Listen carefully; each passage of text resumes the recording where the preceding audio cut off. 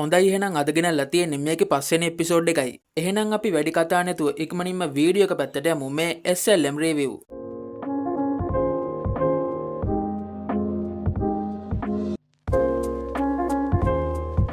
ඉතින් මේ වෙලාවේදී එමීලියා තම සහෝදරියට සහ පියාට සමුදි අකිරා සමග පිටත් වෙන්න ලෑස්ති වෙනවා. ඒකත් එක්ක රජු අකිරාට සහ එමිලියාට වෙල්ලබඩ ප්‍රදේශය ළඟට ගමන් කරන්න පහසුකම් සලසා දෙනවා.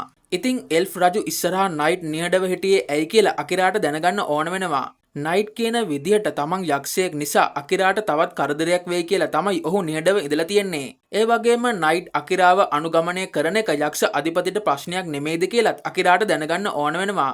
නයිට් කියන විදිහට නම් ඔහුගේ ඇස් සහ කන් තවමත් යක්ෂ අධිපති සමග සම්බන්ධ වෙලායි තියෙන්නේ. නමුත් ඔහු නයිට්ගේ ක්‍රියාවන්ට බාධා කරන්නේ නැහැ.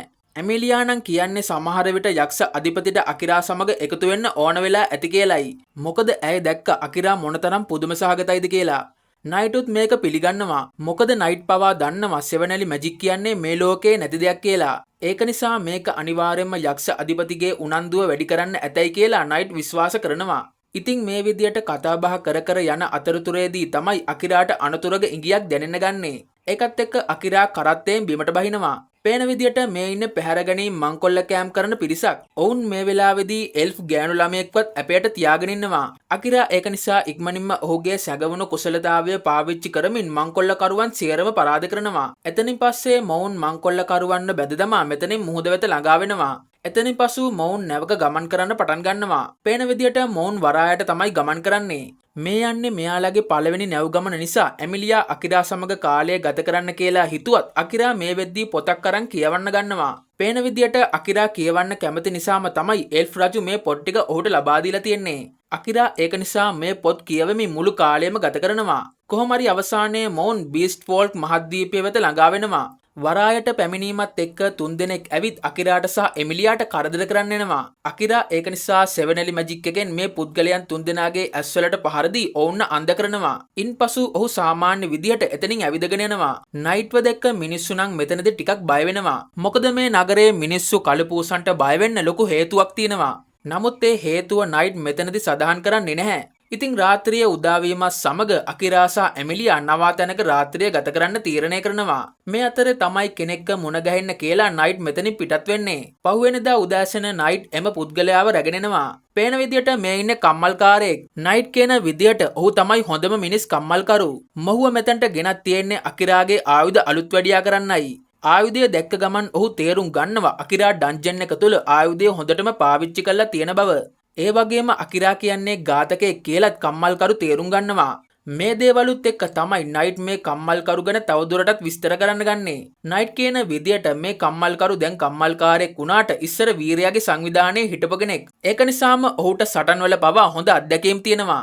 කොහොම හරි එතනින් පස්සේ ඔහු ආයුධය අලුත් වැඩියා කිරීම සඳහා අවශ්‍ය ද්‍රව්‍ය සහ මිල ලබා දී මෙතනින් පිටත් වෙනවා. ඉතින් මේකත් එක්ක ලැබ්‍රීන් වෙත ගිහින් රාක්ෂයන් දඩයම් කරමින් අවශ්‍ය ද්‍රව්‍ය සොයා ගන්න මොවුන් තීරණය කරනවා. ඒ වගේම මෙතනදී එමිලියාටත් කම්මල්කරු සමග කතා කරන්න ඕන වෙනවා. ඒක නිසාම ඇය අකිරාගෙන් සමුවරන් මෙතනින් යනවා. අකිරා ඒකත් එක්කම නයිට්ටත් එමිලියාගේ පස්සෙන් යන්න කියනවා. එමිලියා මෙතනදී කම්මල්කරු ළඟට ඇවිත් ඇයට සටන් කරන්න උගන්වන්න කියලා ඔහුගෙන් ඉල්ලනවා. නමුත් ඔහු ඒක ප්‍රතික්ෂේප කරනවා. මොකද ඔහු ආධුනිකයන් ගන්න එක නවත්තලයි තියෙන්නේ.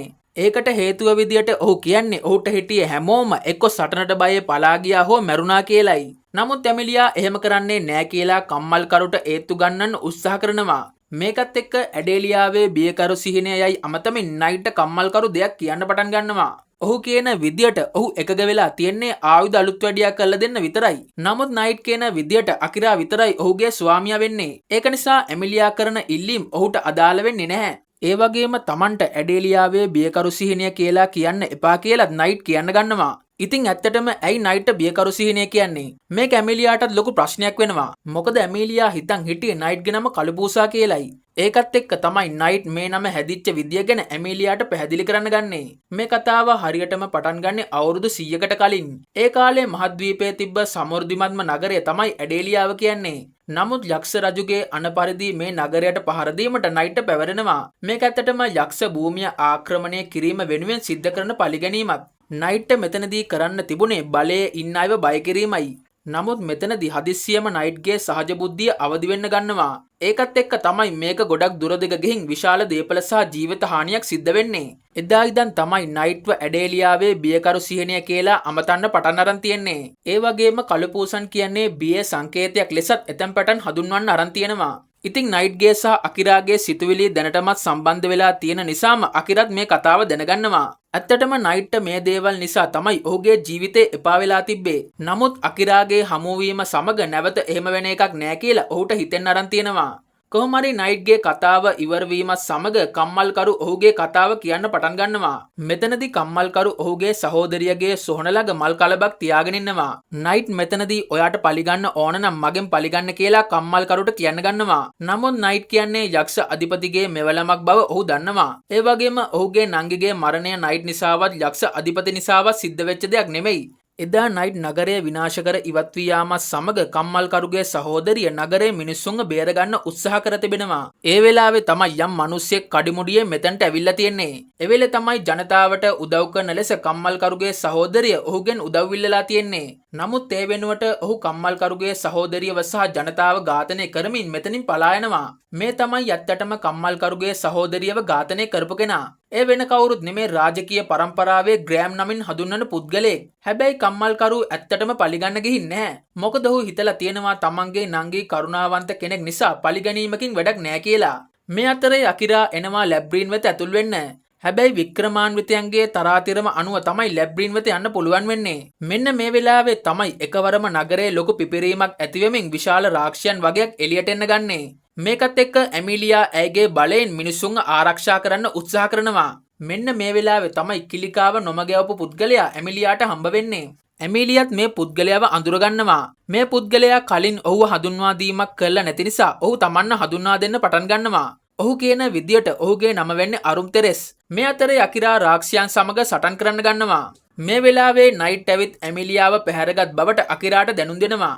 ඒකත් එක්ක අකිරා රාක්ෂයන්ව දඩයන් කරමින් ඉදිරියට එනවා. මේ වෙලාවේ අකිරා නයිට්ටත් මෙතනින් ඈතට වෙලා ඉන්න කියනවා. නයිට් ඒක නිසා ඉක්මනින්ම මෙතනින් ඈතට යනවා. අකිරා ඉන්පසු සෙවනැලි නිරය පාවිච්චි කරමින් ෂණයෙන් සියරම රාක්ෂයන් මරා දමනවා. මේකත් එක්ක මැජික් අධික ලෙස පාවිච්චි කරමින් හෙම්බත් වූ අකිරා බිමට ඇදගෙන වැටෙනවා. කොහොම හරි මේ විදියට තමයි අද වීඩියෝ එක ඉවර වෙන්නේ. එහෙනම් තවත් අලුත් වීඩියෝ එකකින් නැවත හමු වෙමු. We'll be right back.